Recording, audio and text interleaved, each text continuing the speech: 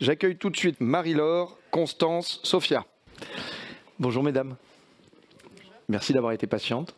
Alors j'ai promis à l'une d'entre vous qu'on finissait à midi pile. Donc on finit... ouais, c'est sympa de la dénoncer. Non, je te taquine. Donc voilà, donc on finira à 12h pile. Donc grâce à mesdames, vous serez un peu plus à l'heure que ce que j'ai été ce matin. On va, pour rentrer directement dans le vif du sujet, toute petite intro, puis surtout vous présentez vous déjà et vos entreprises. Je le disais tout à l'heure avant votre arrivée, le paiement affecté et tous ses sous-ensembles, c'est un sujet déjà vieux comme le monde, mais peut-être pas, mais beaucoup. On en parle en tout cas beaucoup à l'Axel et depuis très longtemps, depuis même avant que j'y sois. Et on en a beaucoup parlé dans les années 2012 à 2015, quand c'était tout ce débat sur la dématérialisation d'une part, hein, qui était quand même un sujet extrêmement important dans un monde du titre papier. Premier gros sujet. Et deuxième gros sujet qui était une certaine volonté assez affichée de la Commission européenne de... comment on dit le mot méchant, oligopole, de montrer des nouveaux acteurs, de faire qu'il y ait plus de concurrence dans ce marché. Et c'est vrai qu'à l'époque, sur cette même scène, hein, qu'on occupe depuis maintenant un paquet d'années, on a eu beaucoup de nouveaux entrants et qui ne sont pas toujours là pour revenir témoigner aujourd'hui parce que c'est un marché difficile, un marché complexe, qui n'ont pas réussi parfois à pénétrer. D'autres qui ont explosé, puisqu'on a eu Swile ici et qui a bien marché et qui maintenant fait cause commune avec le quatrième des acteurs très connus, donc filiale de BPCE. Donc ça a quand même beaucoup bougé, mais c'est vrai que pendant 4-5 ans, on vous a un peu moins invité, on a moins parlé de ce sujet, parce qu'on avait l'impression que finalement, bon ok, la démat se mettait en place, les autres acteurs n'y arrivaient pas trop. Voilà. Et puis là, c'est beaucoup revenu quand même dans nos infos du quotidien, hein. J'ai suffi d'ouvrir le Parisien, on parle des titres resto tous les mois, depuis le Covid. Ça a été un moment une arme pour donner un peu de souffle aux gens, un peu de pouvoir d'achat, et puis après on ne sait plus si c'est encore un titre resto ou juste un avantage salarié. Et puis il y a aussi plein de petites startups qui ont développé des use cases, pas que sur ce fameux titre resto, mais c'est du paiement fléché.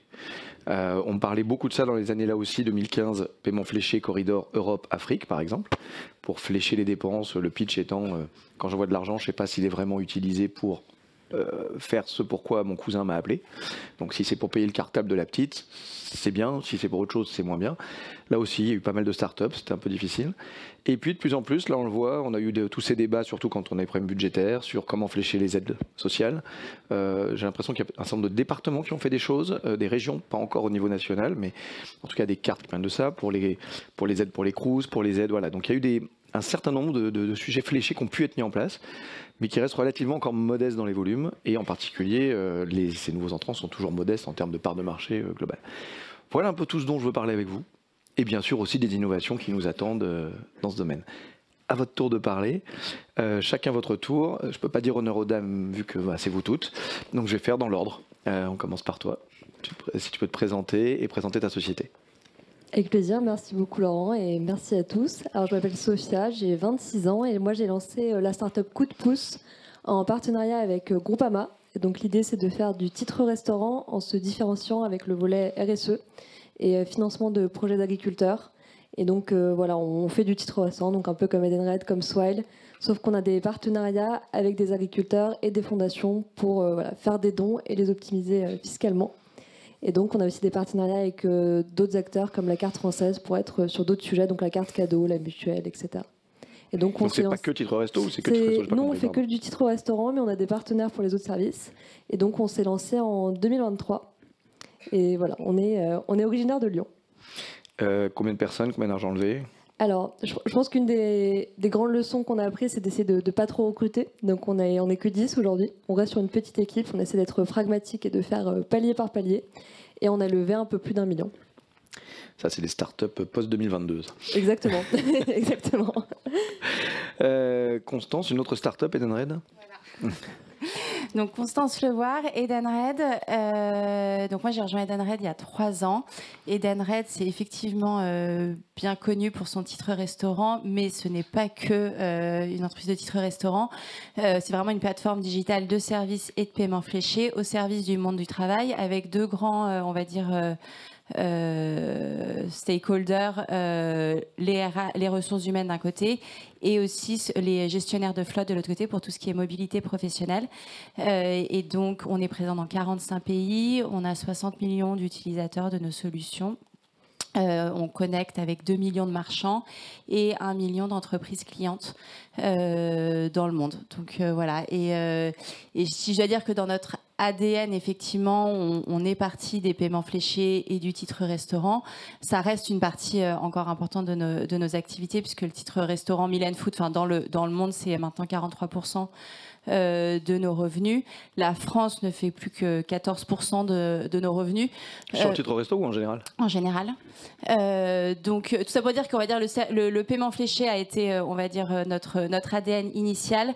Mais maintenant, on a vraiment évolué vers une solution de service pour le bien-être des salariés, enfin, pour le pouvoir d'achat et le bien-être des salariés, ou pour l'optimisation et l'efficacité de la gestion de la flotte professionnelle en termes de mobilité. Exemple d'autres services, parce que là tu dis titre restaurant c'est 14%, mais juste quelques exemples d'autres. Alors titre restaurant 43%, à l'échelle mondiale. Non, mais juste quelques exemples d'autres services qu'on trouve sur tes plateformes. Donc sur la partie avantages aux salariés, on a donc le chèque mobilité, en France on va dire ticket mobilité, ticket télétravail, chèque CESU. On distribue également des services de tiers qui sont opérés par des tiers, donc d'avance sur salaire, conseil en legal care et je suis sûre que j'en oublie plein d'autres si la France était là. Mais on est également étendu vers ce qu'on appelle l'engagement des salariés. Et donc là, c'est des solutions qui finalement sortent complètement du champ des paiements fléchés. Et c'est vraiment comment est-ce qu'on peut mettre à disposition de salariés des avantages au-delà de ce qui est prévu éventuellement par réglementation ou la loi. Par exemple, accès à des réductions permanente via son application. Donc moi par exemple, c'est parce que j'ai des enfants et que j'essaie de les habiller, mais j'ai accès à moins 10% chez Jacadi en permanence, moins 5% chez Monoprix pour faire mes courses. C'est un peu ce que j'avais avec mon CE, ça d'habitude. Exactement, c'est ce que vous pouvez avoir. Tu intègres le CE en fait. Exactement, sauf que généralement par le CE, il y a une forme de contribution de l'individu et on complète. Là, c'est vraiment accès à des réductions en permanence. Un peu comme, tu n'étais peut-être pas là, mais avec Benoît, on parlait de The Corner, ou sur Boursorama, on a des réductions. Exactement, et voilà, exactement. Et après aussi, tout ce qui est, ce qu'on a lancé en France cette année, c'est vraiment tout ce qui est solution de ce qu'on appelle Reward and Recognition. Alors, ça vient un peu du monde anglo-saxon, mais c'est la possibilité, à travers notre application, de féliciter des collègues, féliciter son équipe, et d'y attribuer également une compensation, on va dire un cadeau derrière, en fonction du nombre de points qui peut ensuite être transféré en bon d'achat auprès de nos restaurants, pardon, de nos marques partenaires. D'accord. Un dernier petit mot, puisque tout à l'heure je parlais de démat. Aujourd'hui, le pourcentage de titres restaurants de chez toi qui sont dématérialisés? C'est 85. Alors, dans le monde, 93% de nos solutions sont digitales. La France est un peu une anomalie par rapport à d'autres pays. En titre restaurant, on est à peu près à 80% dématérialisé maintenant. D'accord. Et des maths, c'est essentiellement la carte, mais aussi beaucoup de mobiles? Mais aussi beaucoup de mobiles. Et d'ailleurs, on est de plus en plus mobile first, c'est-à-dire qu'on commence vraiment par du 100% mobile et la personne peut demander à rematérialiser, avoir sa carte en plus. D'accord. Mais juste pour finir, je crois qu'au niveau national français, on est encore à 30% papier, si on prend tous les acteurs. Ouais. C'est juste pour poser un peu un peu des maths. À toi, mais Marie-Laure, que fait donc Moneytrack ? Bonjour, donc Moneytrack, on va changer un tout petit peu d'univers, puisque Moneytrack a été créé en 2018 avec le fonds d'investissement Truffle Capital, que certains d'entre vous doivent bien Membre connaître. éminent de l'Axel. Voilà, c'est pour ça que je le souligne. Alors, pas du tout dans une idée de digitaliser des trucs qui existaient, mais plus dans l'idée de trouver des use cases avec la technologie blockchain pour faciliter des paiements quand ce sont des paiements complexes. Et des paiements du coup liés à des conditions de versement et des conditions de réalisation du paiement. Donc en 2018, on parlait que de blockchain. J'ai pas connu cette période-là. Moi, j'ai rejoint Moneytrack seulement il y a 1 an. Et puis donc, il a fallu trouver les use cases, les fameux use cases de la blockchain auprès desquels on court quand même les uns les autres. Et en 2021, en fait, l'équipe de l'époque, puisque je n'étais pas là, s'est dit on a des use cases dans l'assurance santé. Puisque ce qu'il y a bien un truc qui est compliqué quand même en France, c'est comment on paye les frais de santé. Et donc on s'est engagé dans ce domaine de l'assurance santé sur nos premiers use cases. Et aujourd'hui notamment, on permet quand vous allez par exemple chez votre ostéopathe de ne pas avancer les frais si vous avez une garantie de votre mutuelle. Ce qu'il faut savoir, c'est qu'aujourd'hui, plus d'un Français sur 3 renonce à se faire soigner pour des raisons financières. Donc ça, c'est vraiment quelque chose qui est en train d'évoluer assez massivement. Et donc nous, on contribue, chemin faisant, avec ces produits-là, à permettre d'éviter cette avance de frais et donc de redonner l'accès aux soins à une plus grande part de Français, de concitoyens. Alors ça, c'est un bénéfice, moi, qui me tient à cœur, parce que j'ai toujours besoin d'impact sociétal dans tout ce que je fais. Mais la valeur qu'on apporte le plus, elle est auprès des praticiens de santé et auprès des assureurs et des complémentaires santé. Les praticiens de santé, si vous en avez dans votre famille ou dans votre réseau amical, en général, la première chose qu'ils vous disent, c'est le tiers payant, nous, on n'en veut pas, c'est compliqué, on n'est pas payé tout de suite, on passe notre temps à faire de la gestion, c'est galère et tout ça. Et puis les assureurs, on voit bien que leur coût de gestion augmente de plus en plus parce que c'est de plus en plus complexe. On voit bien les batailles avec le PLFSS aussi aujourd'hui, avec les reports de charges entre la Sécu et la complémentaire santé. Et il y a les fraudes qui explosent. Ça devient vraiment un phénomène national de la fraude à la dépense de santé. C'est toujours par définition compliqué d'évaluer les fraudes, puisque par définition on ne les connaît pas, mais elles sont évaluées bon an mal an à 5 à 7% du montant des dépenses totales de santé. Et pour les assureurs santé, c'est 2 milliards par an en fait. C'est ça qu'il faut se dire. Et aujourd'hui, sur les 2 milliards par an, on récupère qu'à peu près, avec les dispositifs antifraude d'aujourd'hui, on récupère à peu près 80 millions, en tout cas, c'est à peu près l'estimation qui est faite. Donc nous, c'est ça vraiment notre proposition de valeur, notre valeur ajoutée, c'est comment, grâce à la blockchain, on peut simplifier le paiement quand il est complexe, mais surtout comment on peut sécuriser cette chaîne d'acteurs grâce à la blockchain sur vous allez simplifier le paiement parce qu'on va vous aider aussi à renforcer vos dispositifs de contrôle anti-fraude, puisque, moi les assureurs, je les pratique depuis 2015 maintenant. C'est pas qu'ils veulent complexifier le paiement juste pour le plaisir de nous enquiquiner. C'est aussi qu'évidemment, il y a un certain nombre de contrôles à faire en amont. Donc voilà, pardon, je suis peut-être un peu long, mais voilà. On ne connaît pas, donc c'est normal de demander un peu plus. Mais alors, juste quand même une ou deux questions. J'avais déjà eu Monetrack avec les anciens business models. C'est intéressant que tu sois transparente sur le fait que des fois on crée une boîte et le use case on le cherche après. Plus facile de le dire puisque tu es arrivé après. C'est vrai, c'est facile pour moi. Mais là, juste pour bien préciser le use case, donc c'est pas le tiers payant en général qui existe déjà et qui marche très bien. C'est pour les professionnels de santé ou de parasanté, comment on les appelle, qui certaines mutuelles remboursent, pas toutes. Je sais pas, par exemple, mon kiné, j'ai le droit à 2 par an, je crois. Ouais, alors... y en a, ils remboursent les ostéopathes, il y en a, ils remboursent, je sais pas. Enfin, c'est ceux-là. Alors, oui et non. En fait, ta vision, c'est la vision que tout le monde a en tête, effectivement. C'est que, à part les médecines complémentaires, globalement, la Sécu prend en charge et ça passe comme ça, il y a le tiers payant. En fait, il y a 19 milliards d'euros tous les ans qui ne passent pas par la sécurité sociale. Donc oui, il y a l'ostéopathe, ce que tu disais, Laurent. Effectivement, là, c'est les complémentaires santé qui prennent en charge. Mais j'ai entendu que tu avais des enfants. Quand tu vas chez le dentiste, il y a à peu près, en montant, 70% du montant qui passe pas du tout par la Sécu. C'est ta complémentaire santé sur la base d'un devis qui va prendre en charge ou pas. Et donc, oui, l'ostéopathie, c'est la manière sur laquelle on a démarré. On a un produit qui tourne sur l'ostéopathie, parce qu'il fallait tester un produit un peu simple. C'est simple. Mais notre objectif, c'est bien de s'attaquer aux 19 milliards d'euros qui ne sont pas pris en charge par l'assurance maladie aujourd'hui et par le tiers payant. Et là, c'est du cas par cas. C'est-à-dire qu'en fait, chaque mutuelle, parce qu'il y a des mutuelles qui disent j'ai le tiers payant dentiste, mais ça veut dire qu'ils ont bossé avec quelqu'un comme toi. Avec quelqu'un comme moi, mais surtout avec les réseaux de soins. Et ils ont tordu un peu le cou aux professionnels de santé pour qu'ils acceptent de faire du tiers payant. Et je dis volontairement cette expression de tordu le cou parce que les relations entre les assureurs et les professionnels de santé, elles sont vraiment très mauvaises. Et que nous, avec Monetrack, on arrive avec des propositions de valeur qui ne sont pas dans l'esprit je vais tordre le cou aux professionnels de santé. Parce que lui, le professionnel de santé, un tiers payant avec Monetrack, il en est tout à fait heureux. Parce qu'il est payé en temps réel et sur une ligne unique de virement. Je dis ça juste pour décomposer, c'est qu'en fait, il aura un virement unique sur le montant qu'il attend suite à ses actes. Mais c'est nous qui allons faire la consolidation de où est-ce qu'on va chercher un bout chez la complémentaire santé, un bout reste à charge chez le patient, mais le professionnel de santé, il est payé instantanément sur une seule ligne de virement. Donc c'est beaucoup plus simple. Et donc là, on est facilitateur aussi des relations entre les complémentaires santé et les professionnels de santé. En général, plus c'est simple pour le professionnel, plus c'est compliqué pour toi, j'imagine. Si tu vas avoir en même temps l'argent du professionnel, de l'assurance et du client. Exactement. Mais ça fait bien partie de la proposition de valeur, parce que si tu arrives avec une proposition de valeur qui n'est pas meilleure que celle du tiers payant actuel, ça n'a aucun intérêt en vrai. Et donc là, en fait, effectivement, moi en tant que patient, puisqu'on parle de paiement ici, je ne paye plus finalement, je paye un petit bout chez toi. Tu payes ton reste à charge avec ta carte bancaire. D'accord.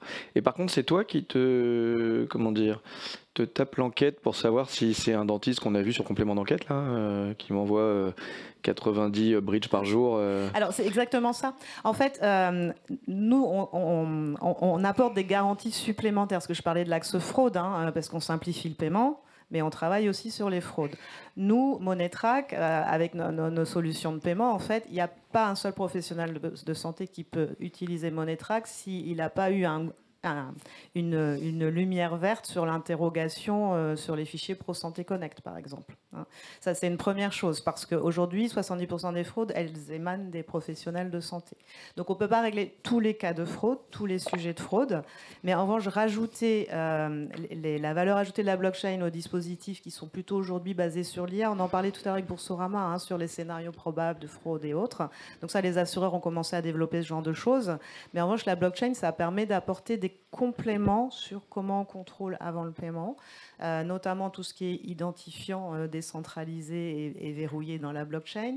Ça permet aussi un truc, moi, qui me tient à cœur quand j'étais dans la santé, c'est qu'on parle de la santé, on ne parle jamais du patient. Mais la blockchain, ça permet aussi de mobiliser le patient dans la chaîne de contrôle sur ce qui se passe. Par exemple, je vais chercher mes audioprothèses. Vous avez tous peut-être testé, ou vos parents ou autres. En ce moment, il y a quand même beaucoup d'équipements en audioprothèse suite au 100% santé. Le patient, en fait, si on commence à lui dire est-ce que ce qu'on a, nous, à payer, c'est bien la prothèse que tu as entre les mains, le patient, il sera prêt à le faire. Aujourd'hui, on ne lui demande pas, en fait. Et en audioprothèse, c'est 40% des cas de fraude qui sont liés à ça, que ce qui a été facturé à la complémentaire santé n'est pas ce qui a été délivré au patient. Donc ça, c'est une deuxième chose qui est un peu plus philosophique, mais on peut aussi intégrer le patient dans la chaîne de contrôle. Les Français, là, ils ont été interrogés par Odoxa en septembre. Et on leur a demandé s'ils comprenaient l'intérêt des dispositifs antifraude, justement, dans la santé. À 90%, ils trouvent que c'est quelque chose de prioritaire. Mais ils ont bien compris, parce que plus il y a de fraude, plus les cotisations vont augmenter, en fait. Donc, on joue la survie aussi de notre système de protection sociale. Et donc, ça, c'est un des éléments positifs de la blockchain. L'autre élément positif de la blockchain, c'est qu'il y a des smart contracts, et ils sont inviolables. C'est-à-dire qu'à partir du moment où ça a été réalisé, on ne peut plus refalsifier ou revenir derrière. Donc, la blockchain ne va pas remplacer tous les dispositifs antifraude. En revanche, ça permet d'aller plus loin et d'aller chercher des solutions à des cas qui aujourd'hui ne sont pas résolus. Merci beaucoup, il faut que je tourne un peu. Juste, non, mais pas de souci. Juste pour tous ceux, on a à peu près un tiers, qui ont des lunettes, on sait à quel point c'est un sujet compliqué. Quand on va chez un ophtalmo, je pense que, enfin pas un ophtalmo, un opticien, je pense qu'il n'y en a pas un qui ne s'est pas vu proposer. Oui, alors je t'écris ça, mais tu prends ça, mais t'inquiète, ça rentre dedans. Même Exactement. Si tu dis non, mais moi j'aimerais juste les payer mes lunettes. Non, mais faites comme si, ça marche comme ça. Alors là, on ne sait plus de la fraude. Moi, ça m'amuse parce que j'ai travaillé beaucoup avec les équipes antifraude de beaucoup d'assureurs. Ça s'appelle de la non-conformité. Ah ouais, moi j'appelle ça de la fraude quand même.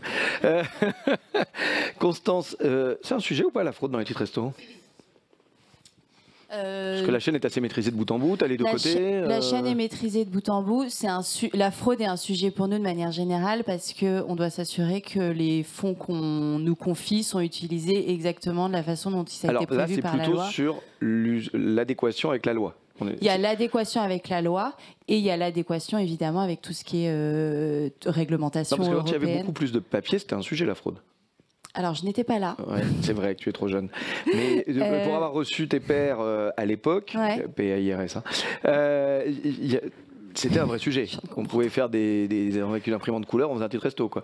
Donc, non, mais aujourd'hui, c'est ton sujet, c'est ce qu'on utilise bien, les 8,92 € qu'on m'a donné. Exactement. Dans le cadre de la loi, le jour où j'ai le droit. Dans le cadre de la loi, le jour où j'ai le droit, en respect des plafonds. Voilà. Bon, en deux mots, on évacue le sujet parce que c'est dans le Parisien tous les matins, mais il y a un débat en cours. C'est quoi exactement le débat pour comment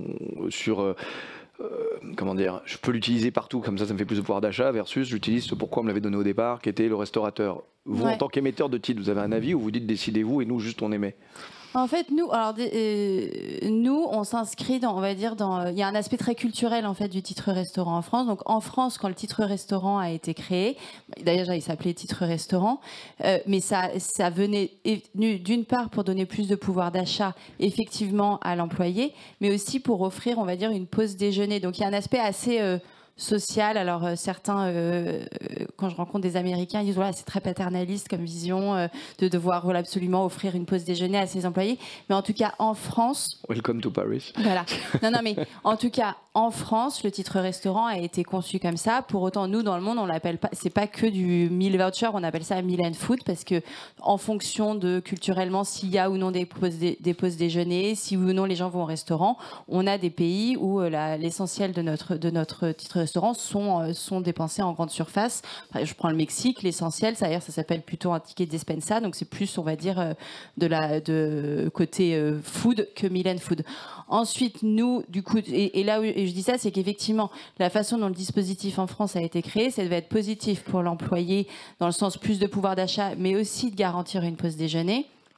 Positif évidemment pour l'employeur puisqu'on garantissait ensuite c'est de l'argent qui ne rentre pas dans les cotisations sociales, donc qui est défiscalisé, et donc on s'assure que tout ça rentre dans ce dispositif, mais également avec l'assurance que cet argent était dépensé en France, donc dans un réseau local, et que ça retombait dans l'économie locale, ce qui justifie par ailleurs le dispositif. Je peux pas aller m'acheter un vêtement chez Shine, quoi, théoriquement, avec ta carte. Non. Non, absolument pas. Non, je vérifie. Et je dis ça parce que moi, je s'ouvre. Non, mais c'est ce que je veux dire, c'est que c'est notre proposition de valeur aussi. Encore une fois, c'est des fonds qui nous sont confiés sur un dispositif. Donc, notre position de valeur, c'est qu'on respecte la loi et que l'employé respectera la loi. Et moi, je fais souvent des tests. Parfois, je montre pas maintenant que je l'ai sur mon téléphone. Quand je vais dans l'endroit, je fais un test et je vérifie bien que c'est bloqué, quoi. Que c'est bloqué, que c'est un dimanche et que c'est bloqué.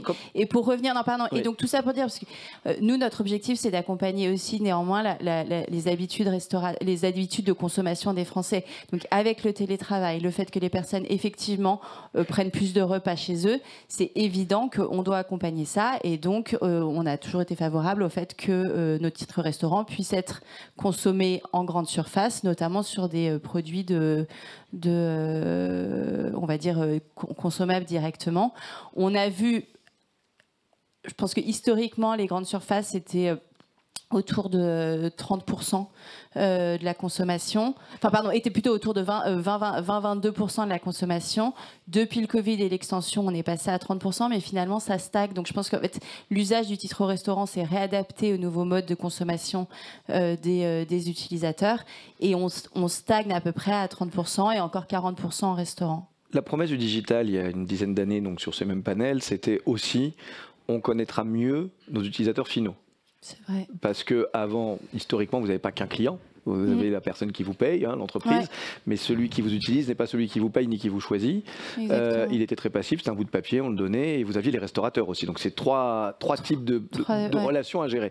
Est-ce que 10 ans après, cette promesse a été, est-ce que toi, voilà, la strat, tu as des KPI, des trucs qui remontent, des infos, je ne sais pas dans ton appli puisque je ne l'utilise pas, mais s'il y a des clients qui vous laissent des commentaires sur lesquels c'est agrégé, vous pouvez faire quelque chose pour orienter tes innovations. Est-ce que cette promesse a été tenue ?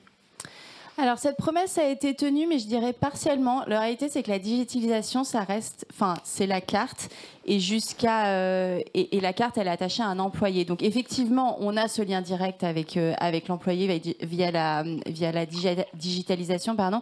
Mais pour moi, le lien direct avec l'utilisateur, il vient plutôt du 100% mobile first.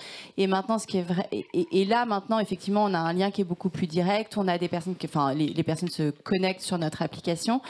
En moyenne, et donc ce qu'on suit comme KPI, ce qu'on suivait, je pense, même quand je suis arrivée il y a 3 ans, qu'on suivait beaucoup moins, mais c'est le nombre d'utilisateurs actifs sur nos applications, c'est le nombre de fois ils se connectent en moyenne par mois, qu'est-ce qu'ils font effectivement quand ils vont sur nos applications. Alors on regarde des sujets juste d'expérience client, donc on mesure ce qu'on appelle nous le Customer Effort Score à chaque étape, on va dire, de l'onboarding puis de l'usage. Non mais là par exemple, tu es capable vraiment de savoir exactement de combien je complète mon paiement. Avant, tu ne le savais pas forcément. Exactement. Là, tu peux savoir quel est mon reste à charge, entre guillemets. Exactement. Je peux savoir quel est mon reste à charge. Je peux savoir aussi à quel moment du mois j'ai déjà consommé l'intégralité de ce qui a été versé sur la carte ticket restaurant. Ce qu'on savait pas avant quand c'était des carnets.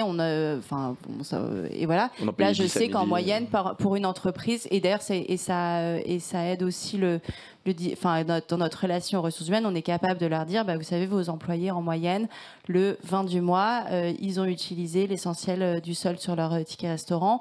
On peut également leur dire, sachez que quand vous recrutez des personnes, vous êtes en concurrence avec d'autres entreprises de votre secteur, de votre taille, et en moyenne, vous êtes mieux disant ou moins disant que d'autres entreprises qui recrutent sur le même pool de talents que vous. Donc c'est vrai que c'est plus, je dirais, la digitalisation dans le sens mobile first qui nous a donné cette entrée supplémentaire au-delà de la carte simplement. Une question, alors ça fait peut-être trop peu de temps que tu es dans l'entreprise, mais question que je me pose, les acteurs principaux au niveau mondial de ce marché sont 2 Français, dont Edenred. J'ai l'impression que c'est parce que comme on invente toutes les taxes, on invente après les systèmes autorisés à les contourner et qu'on est les nouveaux... Enfin, la TVA, c'était nous, on est champions mondiaux de taxes. Comment vous avez réussi à vous développer dans 45 pays finalement? C'est parce qu'on a importé nos taxes et nos solutions pour les contourner, ou parce que finalement, c'est d'autres promesses de valeur dans différents pays? Parce qu'elles n'ont pas toutes les mêmes lois que nous, elles n'ont pas toutes les mêmes systèmes de ça tu le passes à l'URSSAF, ça tu le passes pas. Enfin, chaque pays est différent. Alors, ça a été l'histoire est un peu longue sur la façon dont on l'a exporté, mais ça a été exporté effectivement de manière, on va dire, plutôt organique. Notamment, je prends le Brésil, qui est un de nos gros pays. Effectivement, c'est des personnes en France qui travaillent pour Ticket Restaurant qui sont parties le monter au Brésil et convaincre au début les entreprises et les restaurateurs de la valeur de ce dispositif pour, on va dire, le pouvoir d'achat, l'engagement, et ensuite, effectivement, d'aller démontrer auprès des autorités publiques de la valeur, et on va dire, c'est pas tant... Enfin, effectivement, oui, il y a une forme... effectivement, c'est des exemptions fiscales, mais si je prends les chiffres en France qui sont sortis, d'ailleurs, la semaine dernière, pour 9 milliards de tickets restaurants émis en valeur sur les tickets restaurants, c'est 14 milliards qui retombent dans l'économie française. C'est quasiment plus de 100 000 emplois. Donc, ce que je veux dire, c'est que notre proposition de valeur, elle est vraiment win-win-win, on va dire, pour les pouvoirs publics, pour les entreprises, pour les salariés et pour les marchands. Ok. Et ensuite, ça s'est fait par beaucoup organique, et ensuite, effectivement, ça s'est fait par consolidation aussi dans un certain nombre de pays. Et aujourd'hui, puisqu'on parlait tout à l'heure avec Marie-Laure de modèles de use case bien précis, qui venaient aussi de la technologie pour laquelle tu l'avais conçu. C'est quoi vos prochaines innovations en cours dans le pipe sur lesquelles toi tu travailles d'un point de vue stratégique, des choses publiques bien sûr, mais je veux dire des sujets sur lesquels oui il y a une vraie traction. Je parlais tout à l'heure on entend vraiment bien les chuchotements, messieurs. Pardon, c'est super gênant, ça remonte au plateau.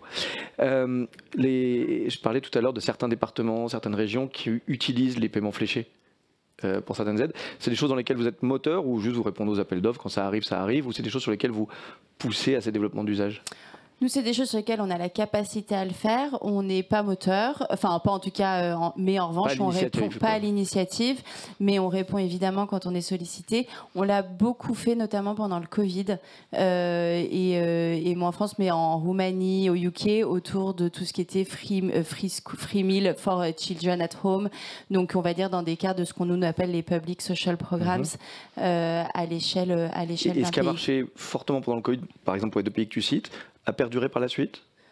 Non, la plupart de ces programmes sont en train d'arriver à échéance. D'accord, c'était vraiment ponctuel parce que ça répondait à cette problématique. Exactement, à une problématique. Et c'est vrai, et ensuite, on a la capacité de le mettre en place très rapidement par notre plateforme, via notre plateforme. Et dernière question avant que je tourne sur Sophia. Comment tu interprètes le fait qu'aujourd'hui, 10 ans ou 15 ans après les premiers concurrents sur le marché français, déjà, mais il y en a eu dans les autres marchés aussi, qui ont essayé de venir tailler des croupières aux grands dont tu fais partie, il y a toujours moins de 1% du marché au global qui est occupé par des acteurs alternatifs, quoi. À part un. Ok, on en a parlé de Swell qui a fusionné avec une filiale de BPCE. Donc le chiffre global maintenant est intéressant, mais c'est suite à la fusion. Comment tu interprètes? C'est parce que le marché est vraiment trop mature finalement. Ça marche bien. Même si honnêtement, vu de l'extérieur, j'ai pourtant l'impression que c'est un marché attaquable, puisqu'il y a des marges importantes, un marché avec des marges importantes est un marché attaquable.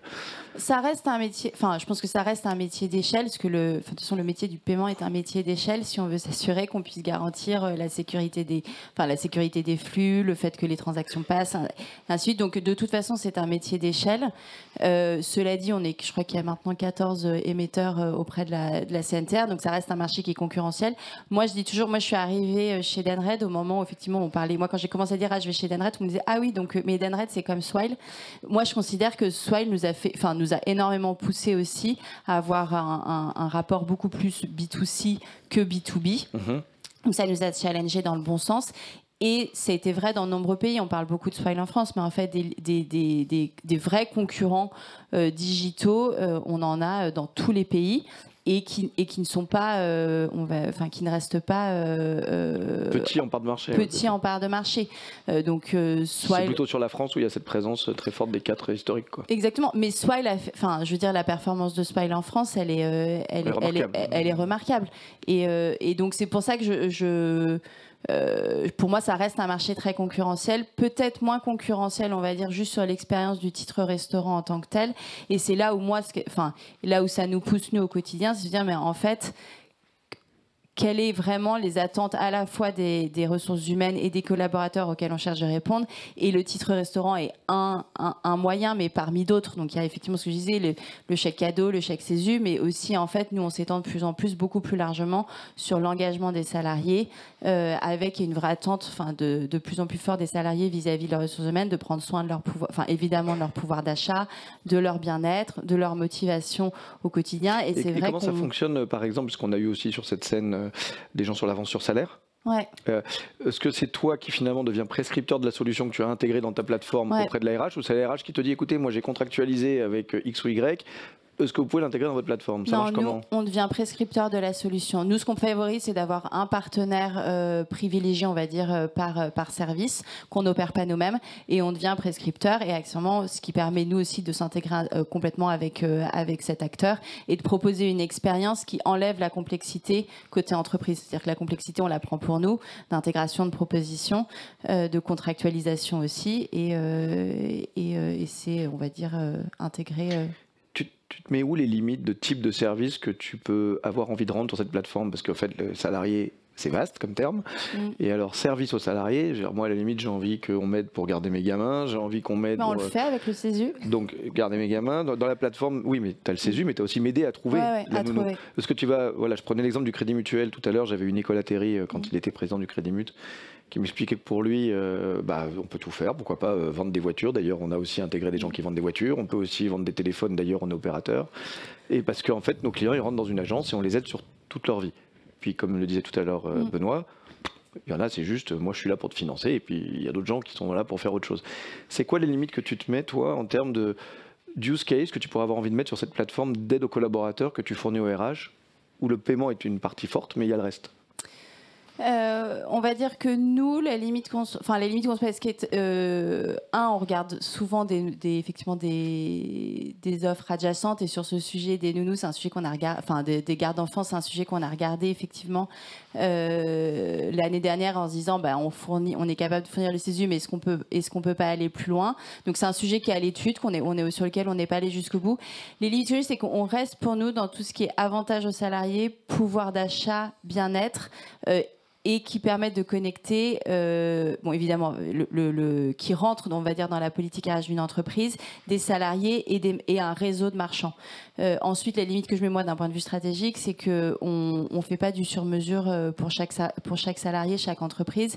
Donc, on vise effectivement des services qu'on peut vraiment, on va dire, gérer at scale au niveau d'un pays, et donc qui ne répondent pas à des besoins ultra, on va dire, niche ou particuliers et customisables par employé. Oui, parce que puisque tu intègres la solution qui me permet d'avoir mon avance sur salaire, tu pourrais m'intégrer la solution qui va me permettre de faire face aux grèves de la SNCF à venir en janvier et aux grèves de la RATP pour me transporter à mon entreprise. Je vais aller travailler Je pourrais créer effectivement, on va dire, une mise en relation avec des acteurs de la mobilité. Avec des acteurs de la mobilité, effectivement. C'est pas interdit, quoi. Ça dépendra de la demande et des. Ça dépend effectivement du potentiel, du fait qu'on puisse et effectivement si ça répond néanmoins à cette volonté de, on va dire, d'améliorer effectivement le pouvoir d'achat, mais on n'a pas vocation à répondre à, on va dire, toutes les envies des collaborateurs. À suivre. En tout cas, on peut faire plein de choses. Capsule Nespresso aussi, réfléchis.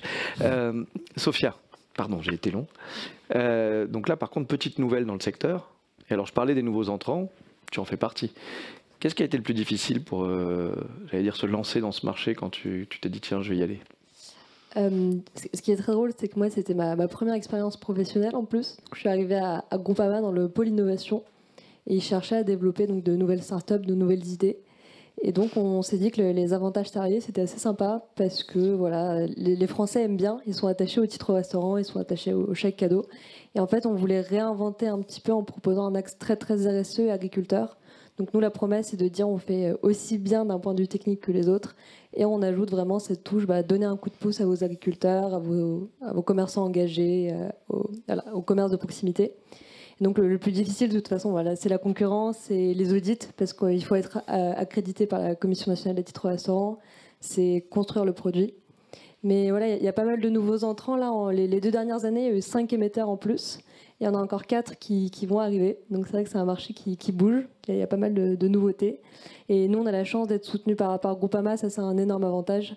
Parce que c'est vrai que toute seule dans mon coin, j'aurais pas réussi à lancer ce type d'offre. Mais là, le fait d'être soutenu par un grand groupe qui est leur soutien, leurs produits, d'avoir des partenariats, que ce soit pour financer les projets ou pour d'autres services, nous, ça nous aide en fait aussi à déléguer parce qu'on peut pas tout faire. Et on essaye aussi d'apprendre du coup des startups post-2022, d'avoir la démarche la plus pragmatique possible sur cette croissance petit à petit. Mais ce marché en lui-même que je décrivais, puisque là, pour le coup, t'étais pas né, enfin pas dans le sujet en tout cas il y a 10 ans quand on en parlait, je pense que tu pensais à autre chose. T'étais né mais tu pensais à autre chose. Cette difficulté quand même de ce marché quand même assez oligopolistique. Enfin t'arrives, il y a déjà tellement d'autocollants sur la fenêtre, ils t'ont pas attendu dans les restaurants. Tu vas parler à des RH, ils te disent attendez j'ai déjà 2 mails par semaine d'Edenred, 3 de je sais plus qui. Là, comment tu fais en fait? C'est quoi le sweet spot par lequel tu essayes de rentrer? Alors nous, ce qui nous aide, c'est pas mal les réseaux justement d'entrepreneuriat engagé et autres. On a la chance par exemple d'être à la Convention des entreprises pour le climat, donc à la CEC, où en fait on est en lien direct avec les responsables RSE de grands groupes. Et c'est vrai que c'est en passant par ces écosystèmes, ces programmes, ces choses enfin, un peu alternatives entre guillemets qui nous permettent en fait d'avoir un contact direct. Après, c'est sûr qu'on a aussi la chance d'avoir pu équiper Groupama, donc sur certaines entités, et de passer aussi via le réseau de Groupama. Donc en fait, on essaie de s'appuyer sur les réseaux, tout ce qui est un petit peu RSE et ce qui est aussi en région. Donc nous, on est en Auvergne-Rhône-Alpes. Est-ce qu'il y a une solidarité dans les sociétés, les startups à impact? Je sais qu'il y a Helios dans la salle, par exemple, qui est un de nos membres, mais il y a beaucoup de sociétés qui ont essayé de se créer. C'est pas toujours facile, dans le monde à impact. Est-ce que justement, vous vous donnez des coups de main, entre guillemets, pour dire, bon allez, on a trouvé un sweet spot dans les entreprises pour qui c'est plus important que pour d'autres? Il y en a, c'est de l'affichage, de la com, d'autres, c'est un vrai sujet. Ou bon, c'est comme partout, chacun vit sa vie. Nous, on a la chance d'être plutôt bien entourés, je dirais. Même au niveau de concurrents, on n'est pas la seule start-up à être sur le créneau un peu green. Donc il y a Équipe, il y a Contact qui s'est lancé plus récemment. Et c'est vrai qu'en fait, on est tellement petit par rapport à Edenred, à Swile, etc., qu'on est plus sur une démarche, en effet, à pousser ces sujets qui nous semblent importants. Donc de la RSE dans les entreprises et autres. Donc voilà, mais même avec les plus grandes entreprises, honnêtement, voilà, c'est plutôt bienveillant. Il y a une réforme en ce moment. Donc on est amené à se rencontrer, à discuter, à échanger. Donc voilà, on essaie plus, nous, d'aller chercher les parts de marché, donc justement le papier. Mais concrètement, RSE à impact, enfin titre resto à impact, c'est que tu vas surveiller ce que je vais manger? Non, mais est-ce que je peux le dépenser au McDo quand même? Parce que là, j'ai un peu de mal, quoi, tu vois. Oui, on va plus essayer de t'inciter à faire attention à ton alimentation et d'où viennent tes produits. Et si possible, à créer un lien avec l'agriculteur à côté de chez toi. Alors, je suis pas sûr que ça réponde à ma question. Mais tu peux je te le fais dans l'autre sens. Je te fais dans l'autre sens. Puisqu'on parlait des KPI tout à l'heure, j'imagine que tu es des maths aussi, tu vas pas me faire des petits papiers. Donc, tu sais si je suis allé manger 3 fois dans le mois chez McDo, parce que tu me fais un bilan carbone à la fin du mois de ma bouffe. Alors, on essaie d'être vraiment sur une démarche incitative. Ah oui, d'accord. Mais c'est vrai qu'en effet, on essaie de pousser, même dans l'application, les sujets sur l'impact carbone de ce que vous mangez, quels sont les fruits et légumes de saison. Et en fait, on va aussi pousser des projets d'agriculteurs où les salariés peuvent voter et l'entreprise peut faire des dons. Et donc, c'est vraiment en fait une démarche très, très incitative. Et en fait, c'est plutôt à l'entreprise qu'on va fournir des KPI à la fin en disant aux salariés, on fait tel effort, on votait pour tel projet, on voulu des paniers d'agriculteurs, on peut aussi faire des séances d'accompagnement, de sensibilisation. Nous, on développe beaucoup en fait tous les services liés à la sensibilisation dans les entreprises. Pardon de poser la question ainsi, mais je résiste pas, je suis désolé, j'ai essayé. Qu'est-ce qui empêche Constance de faire la même chose? Absolument. Dans son appli, tu as envie de pousser des trucs à impact et rajouter la case don, d'ailleurs vous le faites déjà, de récompenser. Une fois que tu as pitché le truc, ça est public, tu vois. Complètement, alors absolument rien. Et moi, l'exemple que j'aime bien donner, c'est justement Helios, Green Gods par rapport à BNP Paribas ou Boursorama. En fait, le fait qu'il y ait des gros concurrents n'empêche pas en fait, les plus petits de se lancer. Nous, on n'a pas forcément l'ambition de devenir Edenred, mais on a juste l'ambition de parler aux entreprises pour qui ces sujets sont importants et aux entreprises qui ont envie de valoriser ces sujets. Et en fait, on est né sur un peu cet esprit, cet impact-là. Donc, en fait, on se différencie et on parle à ceux à qui, chez qui ça résonne, en fait, finalement. Chez qui ça résonne. Exactement. Et c'est plutôt d'ailleurs TPE, PME, ETI, grand groupe, ou c'est assez diversifié? Alors, c'est assez diversifié. Forcément, on a commencé par les plus petits, parce qu'en fait, l'application a aussi évolué avec la taille des entreprises qu'on équipe. Mais c'est vrai qu'on essaye évidemment d'aller chercher là où les gros ne sont pas déjà installés, parce que leur service fonctionne super bien. Donc, en fait, c'est bien plus simple d'aller proposer à une entreprise qui est au papier ou qui n'a pas de carte, que quelqu'un qui est chez soi, ou Edenred. Donc on a aussi cette volonté d'être plutôt dans les territoires, TPE, PME, etc. D'accord. Et en termes de pricing, comparable ou vous êtes agressif? Alors relativement comparable, de toute façon, on est sur un marché, Constance pourra confirmer, où en fait les prix vont être tirés par l'offre, et plus l'entreprise est grande, et plus elle va avoir une offre avantageuse. Donc clairement, on va s'aligner avec nos concurrents tout en essayant de se différencier. Donc justement sur, on peut valoriser votre démarche RSE avec la CSRD et autres. On peut venir vous cocher des critères, on peut vous proposer des services, des partenariats. Donc voilà, nous on essaie vraiment de miser sur cet axe-là. Et si tu avais les mains libres en termes d'argent et de technique, qu'est-ce que tu aimerais rajouter dans ton service là, demain matin, si ça existait, quoi? Parce que des fois, il y a des technos qui n'existent pas, donc, ou des services, je sais pas. Je pense que j'aimerais peut-être encore plus communiquer sur le lien qu'on peut avoir avec nos agriculteurs, les petits commerçants, les choses comme ça. En fait, parfois, ça paraît très compliqué d'acheter local, de saison. Et je pense que ce serait vraiment essayer d'avoir un super outil de com qui permet de communiquer en disant mais vous pouvez très simplement justement donner un coup de pouce tout le long du projet et acheter de saison locale et avoir un bon impact. Et je pense que, et c'était un peu ça l'idée de base, tout le monde a envie de faire une bonne action, tout le monde a envie de faire attention, d'aider nos agriculteurs. Plein de gens en fait ont soit dans leur famille, soit autour de chez eux, des gens qui travaillent dans la terre. Et nous en fait on vient vraiment chercher sur cet axe-là en disant il faut retrouver aussi ce lien avec la terre et pourquoi pas le faire de manière un peu détournée avec les titres restaurants. Ça me fait rebondir comme c'est bientôt Noël, qu'il y a une discussion budgétaire et qu'il me reste 2 minutes. Est-ce qu'on pourrait imaginer un jour, Marie-Laure, avec ta techno, que pour arrêter ce débat de savoir combien de ma bouteille de lait est reversée à l'agriculteur, je paye avec un paiement fléché, il y a la partie de la marge qui va au distrib et la partie qui va à mon agriculteur et j'ai mon reporting et je suis responsable de combien j'ai donné à l'agriculteur? Oui, c'est possible et c'est envisageable. Après, moi aussi je suis start-up et on n'a pas les mêmes problématiques, mais avant je reconnais, on a besoin de focus. Donc nous on est très sollicités, tu parlais tout à l'heure des subventions publiques, on est hyper sollicités là-dessus parce que notre tech n'a pas vocation à rester que dans l'assurance santé en fait. On a commencé comme ça, il faut crédibiliser le truc, mais voilà. Donc que ce soit effectivement sur le suivi et du coup la rémunération sur l'ensemble de la chaîne de valeur, oui c'est possible. On a eu des réflexions avant mon arrivée chez Monetrack, mais sur le marché du carbone, par exemple, il y a tout un tas de choses.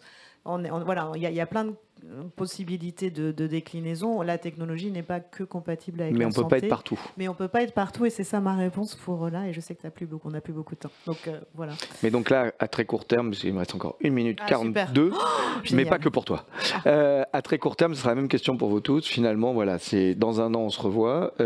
C'est quoi à part développer déjà ce que tu as déjà, mais un nouveau truc que tu aimerais faire, mettre en place, déployer? Alors nous, le nouveau truc, 2025, c'est Focus Santé et on sort 2 produits spécifiques sur la lutte contre, enfin des use cases très précis sur la lutte contre la fraude. Donc le premier, c'est l'audio, ça c'est sûr. Et 2026-2027, on va ouvrir un nouveau marché. Et il est fort probable que ce soit celui dont on parlait tout à l'heure, des subventions publiques. Ouais. Merci. Constance, même question. Un petit vœu de Noël. Alors moi j'ai beaucoup parlé de notre offre côté ressources humaines, mais c'est vrai que mon rêve pour l'année prochaine, c'est qu'on arrive vraiment à lancer l'accompagnement pour les gestionnaires de flotte sur la transition à l'électrique, aux véhicules électriques. Vaste sujet. Vaste sujet où en fait il y a une grande complexité pour les gestionnaires de flotte. Parce qu'en fait, ils ne vont pas passer du jour au lendemain du 100% fuel au 100% électrique. Et donc, nous, on veut vraiment pouvoir les accompagner dans cette transition et dans la la gestion de flotte hybride. Donc, on a fait une acquisition cette année d'un acteur qui permet de gérer tout, enfin, on va dire de bout en bout, l'électrification. Voilà, c'est un peu mon rêve. Merci.